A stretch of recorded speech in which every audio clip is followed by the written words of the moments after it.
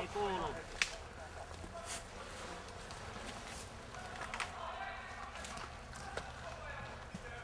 Ei tullut valvoa.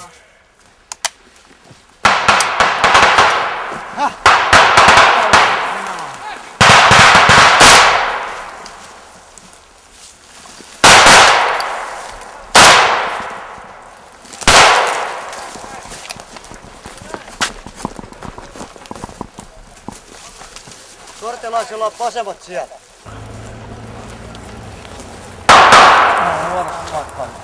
Hei, nyt tulee 5p tässä. Tässä tulee, mennään pois tästä. Kaem. Kaem.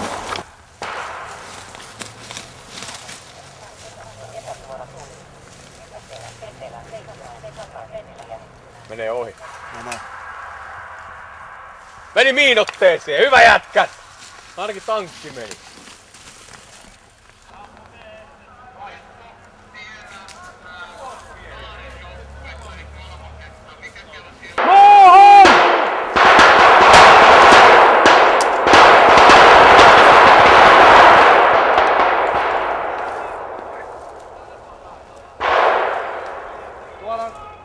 Tuossa Harjanteen kohdalla, just teidän kohdalla on tarkka ampuja. Lapsi kerrallaan tästä ukkoja aina kun pää vilahtaa. Ei tää alatu kunnolla. Kauan kun meitä peitet tulee.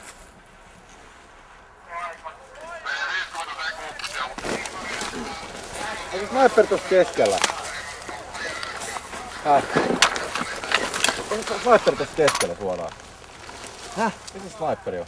Tarkkaampuja. Jos sä näet, niin ota pois. Missä se on? Se on mun mielestä tossa keskellä, näkyy välisin pää. Tuota kyydistä. No varmaan se kokeillaan. Koit, koit. No se just ilmeisesti. Se ilmeisesti se vois siinä ois. Mutta yksittäinen kumeen paukku on edelleen tarkka ampuja, joka sieltä napsii päitä aina kun näkyy.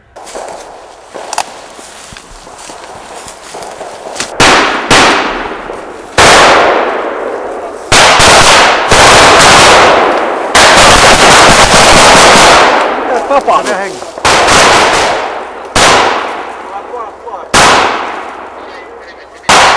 Hei! Älä enää siitä mies!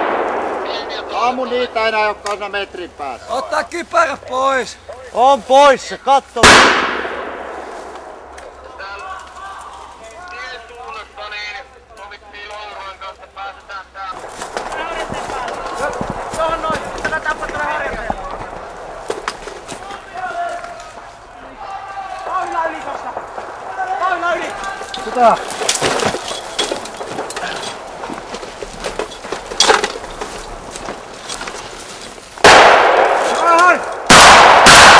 Pasi luona!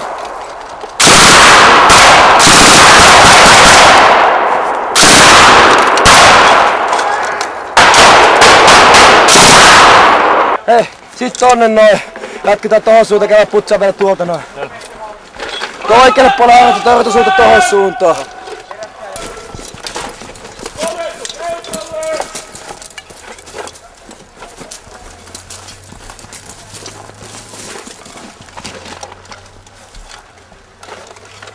Joo, no täällä ei vissi oo ketään. Ei oikein näkyy. No niin, eli tässä hyökkäsi varusmiesjoukko reserviläiskomppanian toista joukkuetta vastaan ja toinen joukko oli tuolla edessä asemissa.